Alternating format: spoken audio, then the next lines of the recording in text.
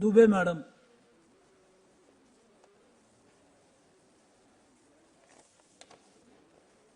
धन्यवाद अध्यक्ष महोदय. मी स्नेहा दुबे पंडित माननीय महामहिम राज्यपाल महोदयांच्या अभिभाषणाला समर्थन देण्यासाठी आणि त्यावर माझे मत मांडण्यासाठी उभी आहे. अध्यक्ष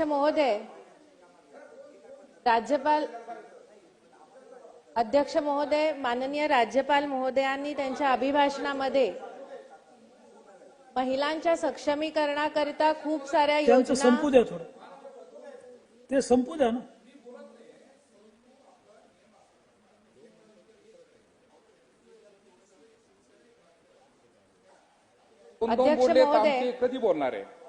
अध्यक्ष महोदय, राज्यपालांच्या अभिभाषणामध्ये त्यांनी महिला सक्षमीकरणाच्या खूप योजनांचा उल्लेख केला आणि मला आज त्यांचं अभिनंदन करून आभार मानून मला एक मत मांडावंसं वाटते. अध्यक्ष महोदय, की आपल्या महाराष्ट्र विधानसभेमध्ये 288 पैकी केवळ 22 ह्या महिला लोकप्रतिनिधी आहेत. अध्यक्ष महोदय, आणि गेले 4.5 तास आपण इथे राज्यपालांच्या अभिभाषणावरती चर्चा करतोय, परंतु आत्ता कुठे एका महिलेला संधी मिळते आहे. आणि त्यामुळे मी विनंती करते अध्यक्ष महोदय की महिलांना प्राधान्य नाही, किमान समान संधी तरी देण्यात यावी. आणि मला आशा आहे की अशी संधी आपल्या ह्या लोकाभिमुख महाराष्ट्राच्या शासनामध्ये आणि या विधानसभेमध्ये महिलांना मिळेल. अध्यक्ष महोदय, सन्माननीय राज्यपाल महोदयांनी त्यांच्या अभिभाषणामध्ये शासन सर्व समाज घटकांना सोबत घेऊन सर्वसमावेशक, प्रगतिशील, पुरोगामी व विकसित महाराष्ट्र घडवण्यासाठी काम करत आहे असं नमूद केलेलं आहे. शासन लोकाभिमुख होण्यासाठी अनेक उल्लेखनीय उपक्रम राबवत आहे. त्याबद्दल मी शासनाचे अभिनंदन करते व मनापासून आभार मानते.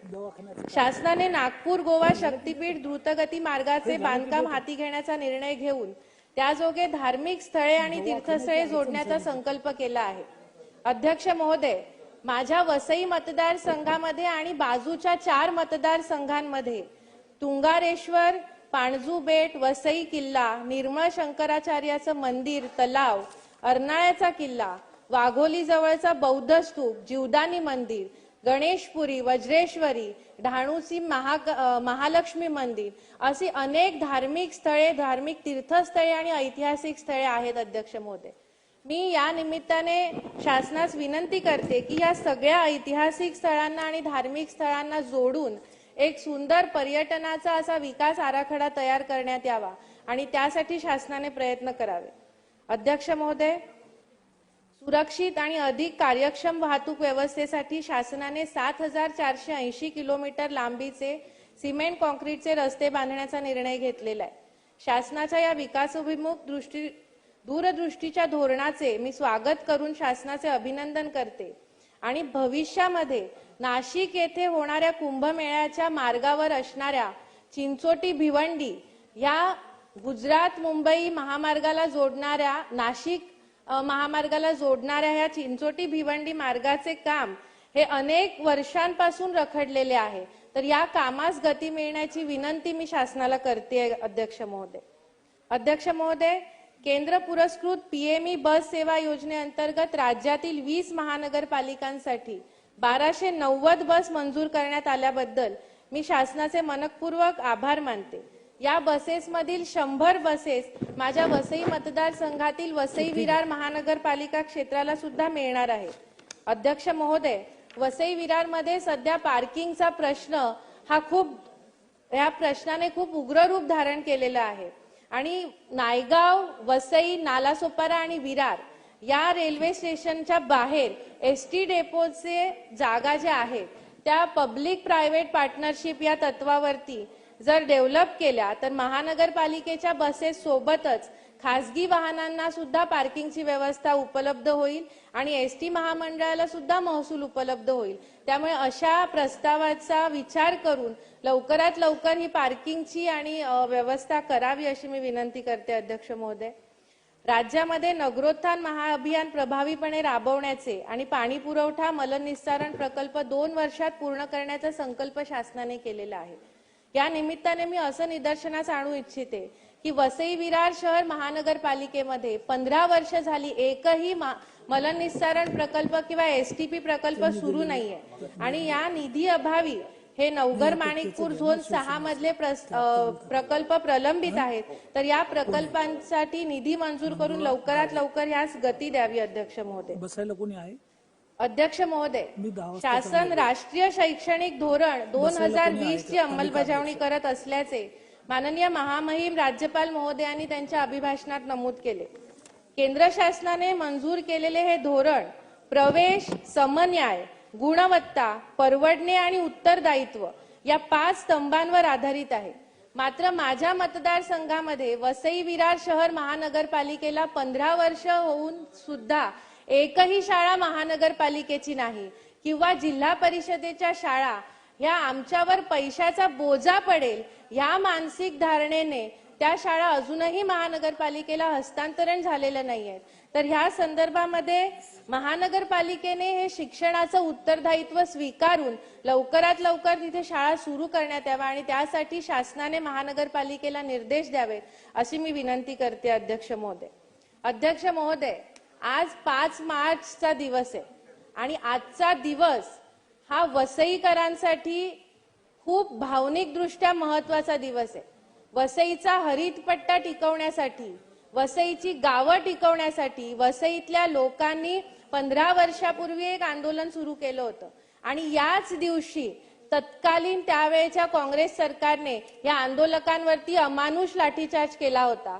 या लाठीचार्जमध्ये मी स्वतः आंदोलनामध्ये सहभागी होती. माजी आमदार विवेक पंडित यांनी या आंदोलनाचं नेतृत्व केलं होतं आणि त्यावेळेच्या जखमा जरी भरल्या असतील तरी वसईच्या लोकांच्या मनावरती त्या जखमा अजूनही जिवंत आहेत. अध्यक्ष महोदय, आणि मला या निमित्ताने आज सांगावंसं वाटतंय की महाराष्ट्र सरकार हरित आच्छादन वाढवण्यासाठी प्रयत्नशील आहे. तसंच वसईचा हरितपट्टा सुरक्षित ठेवण्यासाठी महाराष्ट्र सरकारने पावलं उचलावीत. तिथे काही महत्वाचे निर्णय घेणे गरजेचं आहे. उदाहरणार्थ वसईतल्या हरितपट्ट्यामधला FSI कमी करणं, तिथल्या वाड्या शेतांमधल्या पिढ्यानपिढ्याची असणारी घरं अधिकृत करणं, तिकडच्या शेतीला संरक्षण देणं आणि बावखळांचं संवर्धन करणं अशा प्रकारचे महत्वाचे निर्णय जर तिथे घेण्यात आले तर तिथला हरितपट्टा संरक्षित राहू शकतो. आणि ह्यासाठी मी विनंती करते सरकारला की काहीही करून वसईचा हरितपट्टा संरक्षित ठेवण्यासाठी शासनाने पावलं उचलावीत आणि मला आशा आहे की तशी पावलं उचलली जातील. अध्यक्ष महोदय, महामहिम राज्यपालांनी भारताच्या संविधानाला 75 वर्ष पूर्ण झाल्याच्या निमित्ताने घर घर संविधान हा कार्यक्रम सुरू केला आहे. संविधानाने प्रदान केलेले मूलभूत अधिकार, विशेषतः सन्मानाने जगण्याचा अधिकार देशातील प्रत्येक नागरिकाला प्राप्त होण्यासाठी देशातील आणि राज्यातील सरकारची वाटचाल सुरू आहे. माननीय प्रधानमंत्री श्री नरेंद्र मोदीजी यांनी विकसित भारत 2047 चे लक्ष्य समोर ठेवले आहे आणि त्यांच्या पावलावर पाऊल ठेवून महाराष्ट्र सरकारने सुद्धा विकसित महाराष्ट्र घडवण्यासाठी समाजाला सोबत घेऊन घोडदौड सुरू केली आहे. यासाठी मी शासनाचे विशेष अभिनंदन करते आणि सरकारचे मुख्यमंत्री सन्माननीय देवेंद्रजी फडणवीस, उपमुख्यमंत्री एकनाथजी शिंदे, उपमुख्यमंत्री अजितदादा पवार यांचे मनापासून आभार व्यक्त करते आणि कविवर्य सुरेश भटांच्या 4 पंक्त्या मांडून मी राज्यपाल महोदयांचे आणि सरकारचे आभार मानू इच्छिते. जगाची झोकुनी दुःखे सुखाशी भांडतो आम्ही, जगाची झोकुनी दुःखे सुखाशी भांडतो आम्ही, स्वतःच्या झाकुनी भेगा मनुष्य सांधतो आम्ही. दिले प्रत्येक वस्तीला आम्ही आकाश सोनेरी, जिथे जातो तिथे हाका उशेच्या वाटतो आम्ही. जरी या